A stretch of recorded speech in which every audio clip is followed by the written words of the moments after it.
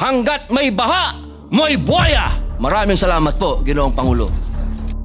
Ginoong Tagapangulo, mga kagalang-galang na kasamahan, ako po ay tumitindig sa pulpitong ito ngayong hapon sa bisa po ng personal at kolektibong pribilehiyo.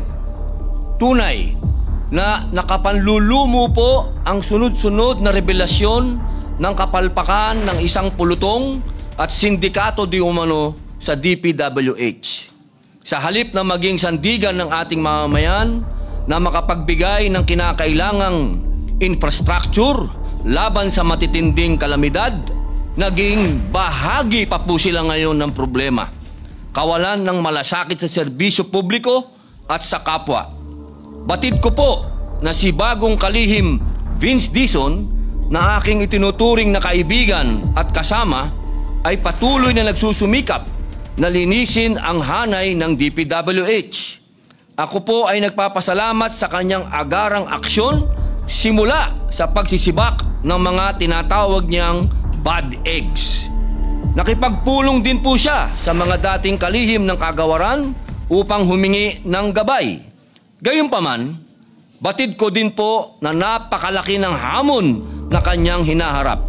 Sabi nga po niya sa isang panayam, sa tagal ng kanyang paninilbihan sa gobyerno, wala pa siyang nakitang mas magulo at mas nakalilitong ahensya tulad ng DPWH.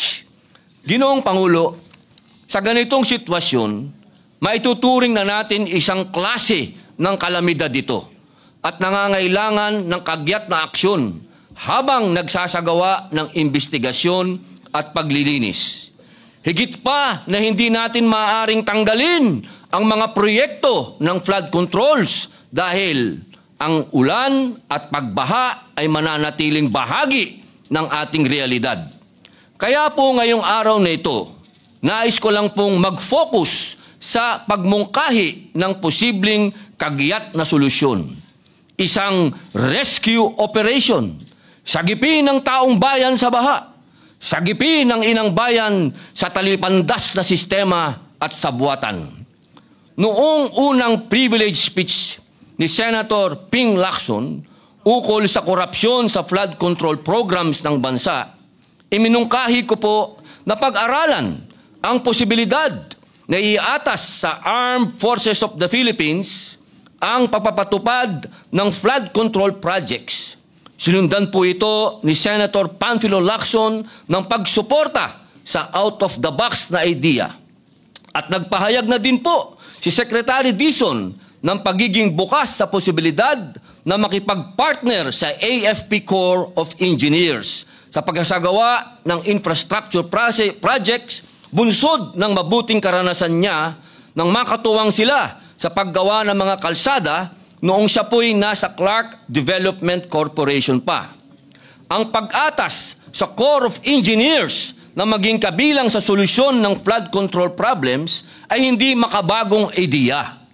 Sa Estados Unidos po, mula po noong 1820s, ay kabilang na ang US Army Corps of Engineers o USACE sa mga river improvement projects patungkol sa pagsasaayos ng nabigasyon, mga simulain na mga proyekto patungkol sa flood control. Taong 1936 naman po, ipinasa ang Flood Control Act kung saan ang USACE ay naging pangunahing flood control agency ng United States na nagbabahagi pa nga ng kaalaman nito sa iba't ibang organisasyon sa loob at labas ng kanilang bansa. Dahil sa taglay na integrity at efficiency ng USACE, kahit noong unay may alinlangan sa mungkahing ito, ngunit sa kalaunan, kinilala ang kakayahan ng USACE na itayo at patakbuhin ang kanilang nationwide flood control program. Ngunit, meron pa rin konsultasyon at cost sharing sa pagitan ng federal, state at local government. Mula noon, daang-daang reservoir, levees at channelization projects ang naisagawa ng USACE sa ilalim ng kanilang 1936 Flood Control Act. At ang mga proyektong ito ay nakaprotekta na nga ng buhay at mga ari-arian, nakatulong sa paglago ng mga bayan at sa pangangalaga ng mga rural farmlands.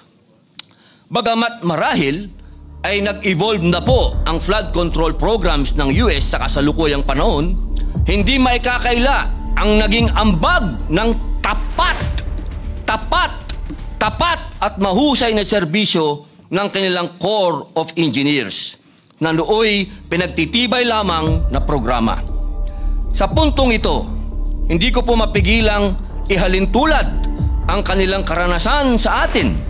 Ang AFP Corps of Engineers o AFP-COE na kinabibilangan ng lahat ng engineering units at personal ng AFP, isang institusyon na may higit 8 dekadang kasaysayan ng serbisyo na hindi lamang limitado sa combat engineering, kundi maging sa mga proyekto ng gobyerno na sumusuporta sa national and community development goals ng bansa. Nabanggit ko na po noong nakaraan na ang AFP ay may karanasan na sa pagtatayo ng mga health center, farm-to-market roads, mga paaralan, rural electrification projects, barangay water system, at marami pang iba. Isang halimbawa pa po, ang mga airport development projects na isinagawa ng AFP-COE sa mga taong 2020, 2021, at 2022. Bagamat hindi po ito mga flood control projects, ipinakita ng mga ito ang kakayahan ng AFP-COE na magsagawa ng malakihan at mahalagang proyekto. Pinakamalaking proyekto ay sa Lawag International Airport na nagkakahalaga ng 362.9 million na tinapos ng 51st Engineer Brigade sa loob lamang po ng mahigit 10 buwan. Mahigit pa sa halagang ito ang pinapatalo di umano sa kasino ng mga tiwaling engineer ng DPWH. Yan pong Cotabato Airport Development Project na isinagawa ng 54th Engineering Brigade na may approved budget for the contract o ABC na 158.6 million. 124.4 million lang po ang naging contract amount niyan. May savings pa. Ganon din po sa Vigan Airport Development Project na isinagawa ng 350 feet Aviation Engineer Wing, yung extension of runway project na may ABC na 67.9 million. Ang actual na contract amount ay 60.4 million lamang. Meron na naman pong savings. Sa gitna po ng mga usapin na sumisira ng tiwala ng taong bayan sa pamahalaan, nananatili po ang AFP na isa sa mga ahensya na may mataas na trust at satisfaction rating. Katunayan nga po nitong Hulyo lamang, ayon sa tugon ng masa nationwide survey ng Okta Research, ang AFP po ay may 81% trust rating at 82% satisfaction rating. Mission-driven, disiplinado at matapat, yan ang hanay ng ating mga kasundaluhan, kabilang ang AFP-COE. Ang ating AFP ay nagsisilbi ring bilang isa sa mga pangunahing katuwang ng pamahalaan tuwing may sakuna, mapabagyo, pagbaha o lindol, pandemya man yan. Ang AFP ay isa sa mga unang rumiresponde upang magbigay ng agarang tulong sa mga apektado.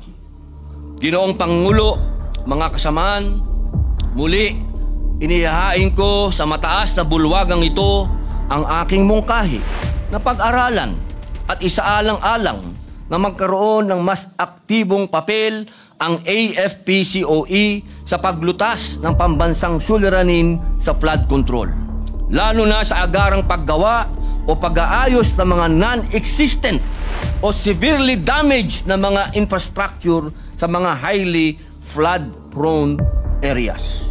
Gayunpaman, pinapaubaya ko po pa rin sa ating mahal na Pangulo bilang Commander-in-Chief ng Sandatahang Lakas at pinuno ng sangay ng ng executive, gayon din sa bagong talagang DPWH Secretary, DND, AFP, at iba pang ahensya ng pamahalaan ang pag-aaral at pagpapasya sa mungkahing ito.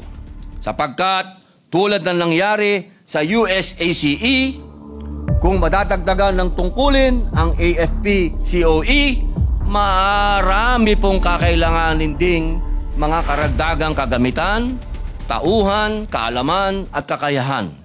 Ipinagkakatiwala ko po sa inyo ang masusing pag-aaral ng mungkahing ito. Ginoong Tagapangulo, ako po ay isang reserve officer katulad po ni Senator Mig Zubiri na may ranggong Lieutenant Colonel sa Philippine Army. Nauunawaan ko po ang pangunahing tungkulin ng sandatahang lakas ay ang protektahan ang Estado at ang mamamayan at tiyakin ang soberenya at integridad ng pambansang teritoryo. Ngunit, dahil sa track record ng AFP, kumpiyansa ako na kung maatasan sila hinggil dito, ay mapupunta sa wastong pamamalakad ang kaban ng bayan sa halip na dumadaloy ito sa bulsa ng mga tiwali. Ginoong Pangulo, sa tapat na paglilingkod kasama ang AFP-COE bilang sandigan, hindi lamang sa infrastructure ng ating mapapatibay, kundi pati ang tiwala ng sambayanan. At sa bawat pag-ahon mula sa baha, sabay nating maiahon ang kanilang pag-asa. Tandaan po natin, hanggat may baha, may buhaya. Maraming salamat po, Ginoong Pangulo.